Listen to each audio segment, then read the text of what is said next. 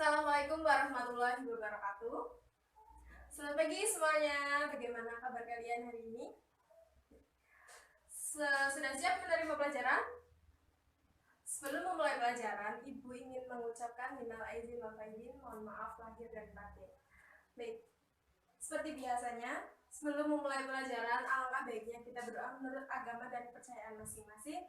Dimohon untuk ketua kelas bisa menyiapkan berdoa mulai.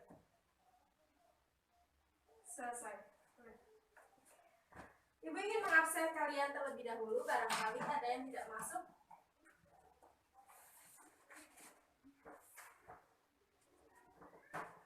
Anissa, Rahma, Dimas, Melati, Anwar, sudah semua?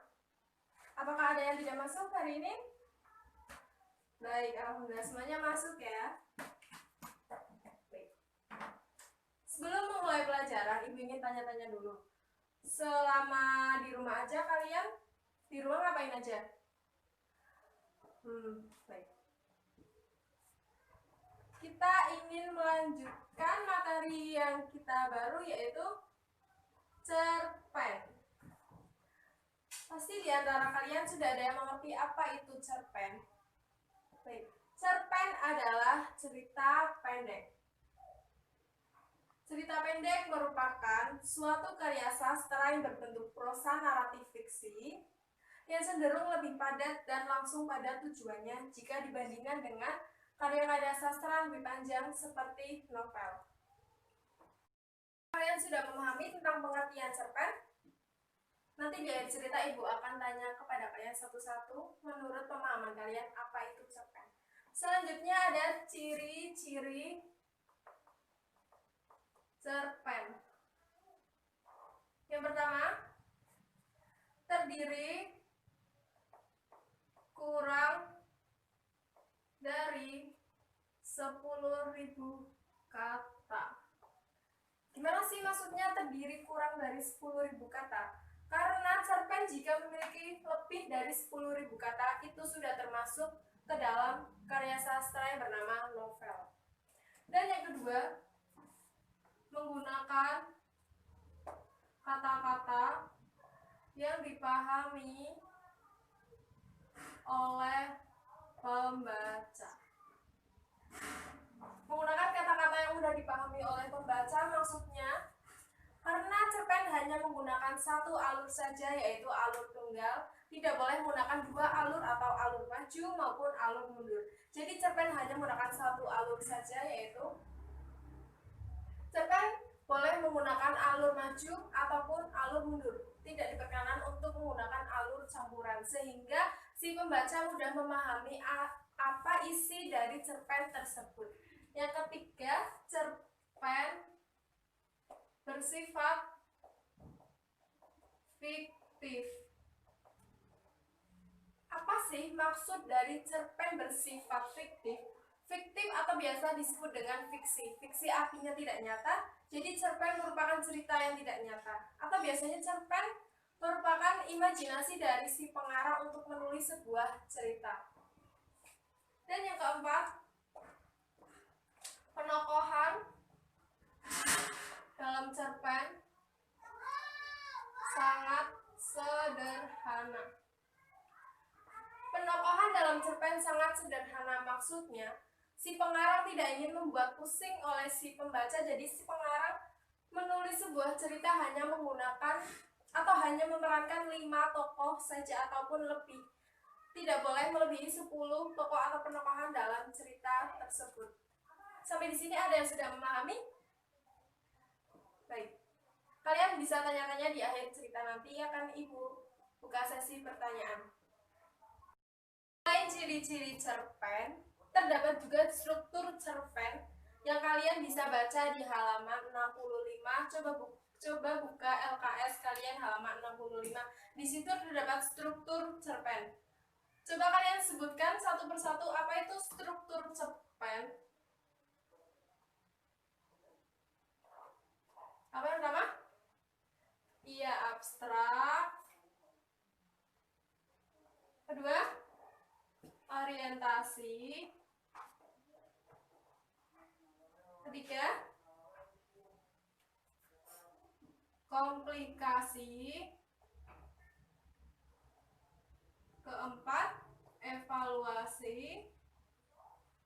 Kelima, resolusi. Dan yang terakhir, iya benar, kode. Ibu akan menerangkan satu persatu dari struktur cerpen di sini. Struktur cerpen memiliki 6 struktur. Yang pertama ada abstrak, orientasi, komplikasi, evaluasi, resolusi, dan yang terakhir kode. Yang pertama, Ibu ingin menjelaskan tentang apa itu abstrak. Abstrak merupakan gambaran dari suatu cerita yang ingin diceritakan atau biasanya bersifat opsional. Dan yang kedua ada orientasi. Orientasi biasanya berhubungan dengan latar atau setting. Latar atau setting dibagi menjadi 3, yaitu latar tempat, latar waktu, dan latar suasana. Latar tempat, LT. Latar tempat biasanya menggambarkan suatu tempat dalam cerita tersebut. Biasanya di rumah, di teras, di rumah sakit, dan lain-lain. Yang kedua ada latar waktu. Latar waktu biasanya menunjukkan tentang waktu. Contohnya malam hari, siang hari, pagi hari, dan sore hari. Dan yang terakhir ada latar suasana. Latar suasana sendiri biasanya menggambarkan tentang suasana atau keadaan dalam cerita tersebut. Contohnya seperti keadaan sedang gembira, sedih. Yang ketiga ada komplikasi. Komplikasi merupakan urutan kejadian dari suatu cerita yang dihubungkan ke dalam sebab akibat. Yang keempat ada evaluasi. Evaluasi merupakan konflik yang terjadi dan menuju pada klimaks serta mendapatkan penyelesaian dari konflik tersebut. Yang kelima ada resolusi. Resolusi merupakan pengarang memberikan solusi terhadap masalah yang dialami tokoh dalam cerita tersebut. Dan yang terakhir kode. Kode merupakan nilai atau hikmah yang dapat dipetik dari pembaca ke dalam cerita tersebut. Setelah membahas tentang ciri-ciri cerpen, struktur cerpen, tiba saatnya Ibu akan membahas tentang unsur intrinsik. Dalam unsur intrinsik terdapat menjadi 6 bagian, yaitu apa saja? Baik, tema, lalu baik tokoh, yang ketiga latar, yang keempat alur, yang kelima sudut pandang, dan yang keenam apa yang pecah? Baik, amanat. Ya, amanat. Ibu akan membahas satu persatu dari keenam unsur intrinsik ini. Yang pertama ada tema. Tema merupakan gagasan utama yang mendasar, yang menjadi dasar suatu cerita. Yang kedua, tokoh atau penokohan. Tokoh merupakan pelaku atau pemeran yang terdapat di dalam cerita atau dengan berbeda watak dan gaya. Yang ketiga ada latar atau setting. Latar dibagi menjadi 3, yaitu latar tempat, waktu, dan suasana. Seperti yang sudah tadi Ibu bilang, latar tempat biasanya mendominasi tentang tempat seperti di rumah, di kamar, di teras. Dan yang kedua ada latar waktu. Latar waktu biasanya berhubungan dengan waktu, yaitu siang hari, malam hari, sore hari. Dan latar suasana. Latar suasana biasanya mendominasi tentang bagaimana suasana di dalam cerita tersebut. Yang keempat ada alur. Alur merupakan tahapan atau urutan dalam cerita tersebut. Alur juga dibagi menjadi 4 bagian, yaitu perkenalan, konflik, terus klimaks, dan kemudian yang terakhir penyelesaian.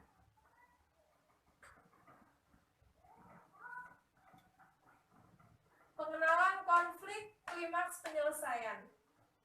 Dan yang kelima, sudut pandang.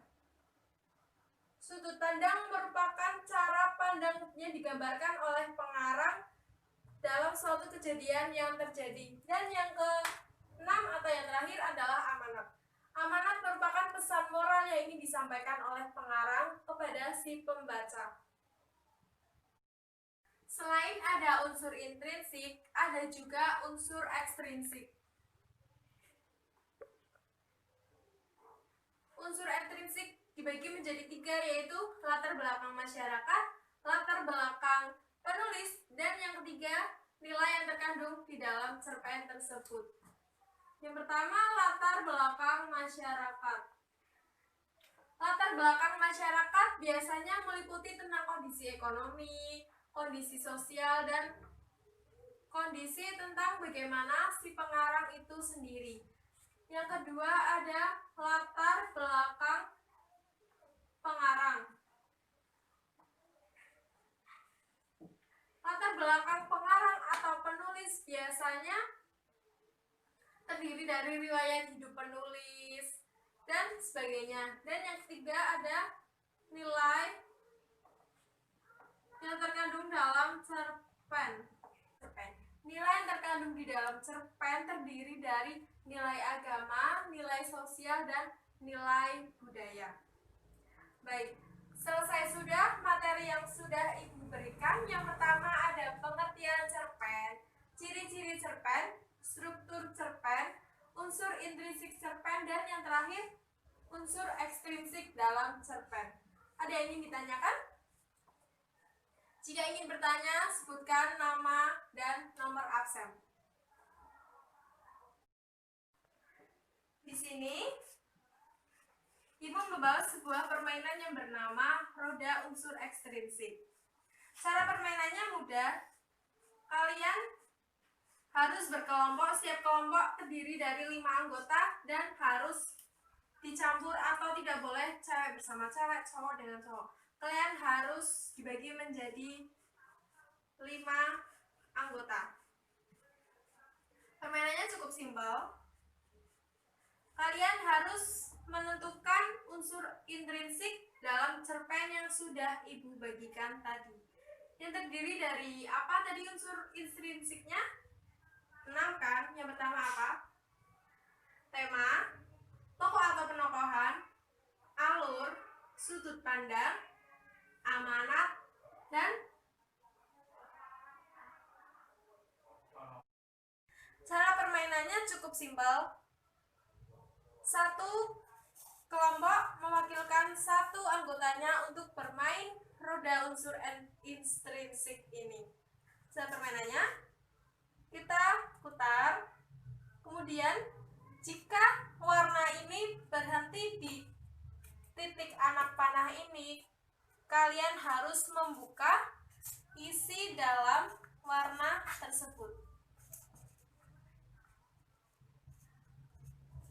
Di sini tertuliskan alur atau plot.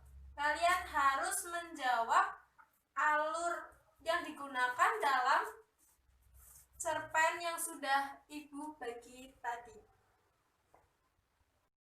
Ini Ibu memberikan kalian main roda unsur intrinsik ini sebanyak 3 kali putaran. Yang pertama tadi sudah ya, menunjukkan apa yang warna coklat? Alur atau plot. Kemudian putaran kedua Ibu akan memutarnya. Baik, berhenti di warna kuning.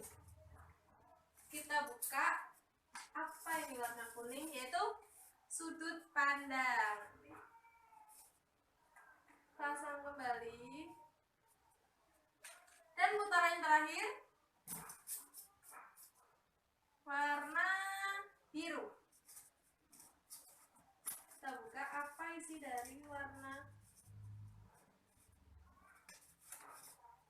yaitu setting atau latar dalam cerpen. Sini udah ada jawabannya dan Ibu akan membacakan hasil karya kelompok 5.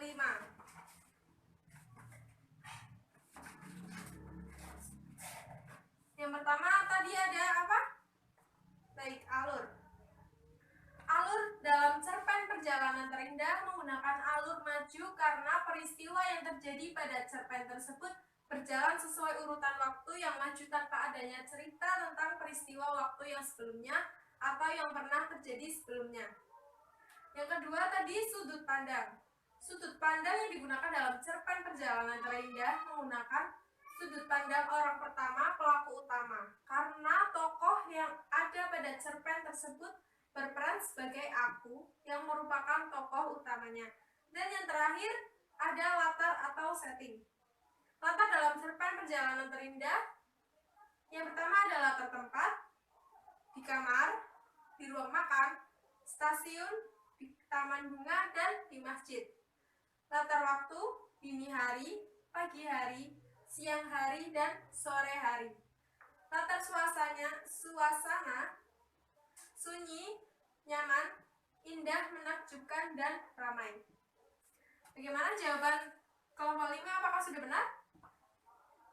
Baik, alhamdulillah. Nanti akan Ibu kasih nilai plus untuk yang menjawab semuanya benar. Sudah semua yang Ibu terangkan, semoga kalian paham mengenai apa itu cerpen. Untuk sebelum Ibu menyelesaikan materi cerpen, Ibu ingin bertanya kepada kalian, apa sih itu cerpen? Pojok silakan. Baik. Kemudian ciri-ciri cerpen apa? Ada yang bisa menyebutkan satu saja? Baik, tengah. Baik. Sepertinya kalian sudah paham semuanya apa itu cerpen. Baik, kalau sudah paham, karena berhubung waktu sudah menunjukkan pukul 10 dan waktunya istirahat pertama, Ibu ingin mengucapkan terima kasih karena kalian sudah mengikuti pelajaran Ibu dengan baik. Wabillahi taufik wal hidayah. Assalamualaikum warahmatullahi wabarakatuh.